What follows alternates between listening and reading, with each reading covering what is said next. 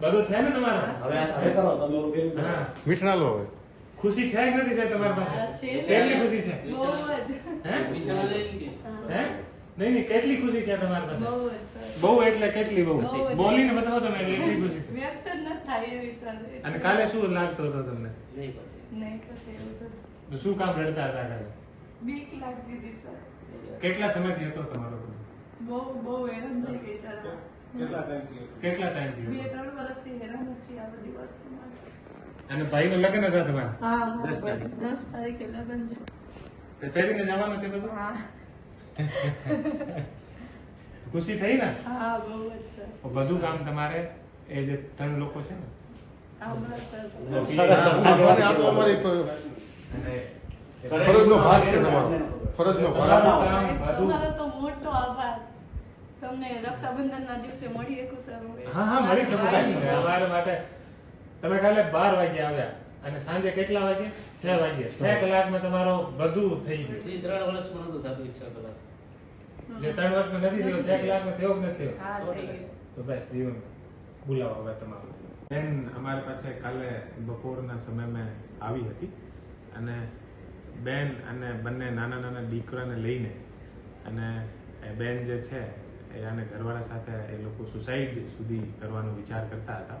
પછી એ લોકો મીડિયામાં અને તમામ જગ્યા જોઈને અને અમારી પાસે આવ્યા. કાલે લગભગ 12 થી 1 વાગ્યાના આસપાસ અમારી પાસે આવ્યા અને કાલે સાંજે 6 વાગ્યા સુધી અમે બેન કોઈ પાસેથી એ લોકો 3 લાખ રૂપિયા વ્યાજ પેટે લીધા હતા અને 3 લાખના એ લોકો 18 લાખ રૂપિયા ભરી દીધા અને બેનનો લગભગ 40 તોલા અને આસપાસનો સોનો, જે લગભગ 50 થી 51 લાખનો જે સોનો હતો એ ગીરવી મૂકી દીધો હતો.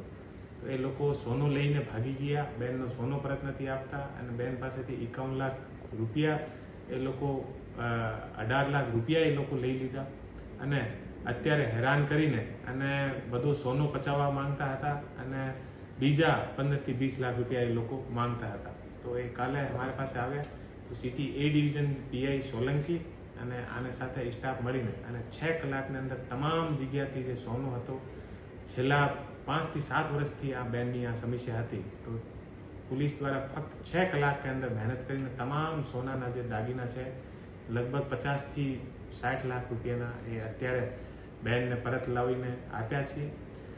સુરેન્દ્રનગર પોલીસ દ્વારા છેલ્લા 1 અઠવાડિયાની અંદર ચોથો એવો કિસ્સો છે જે મેં એવી રીતે વ્યાજ વટાથી પરિવારને મુક્તિ અપાવી છે. આથી પહેલા થાનગઢના અંદર જે સુરેન્દ્રનગર પોલીસ દ્વારા જે 2 પરિવાર હતા, ગરીબ પરિવાર હતા, વ્યાજ વટ્ટામાં ફસાઈને અને પોતાનું ઘર મૂકીને અને અહીંયાથી એને ભાગવું પડ્યું હતું. એટલા આ લોકોને હેરાન કર્યા. તો એ લોકો દ્વારા પોલીસ દ્વારા સંપર્ક કરવામાં આવેલ હતો. આ પછી થાનગઢ પોલીસ દ્વારા પણ આ લોકોને બંનેને પોલીસ બંદોબસ્ત આપીને ઘરે મુકાવ્યા.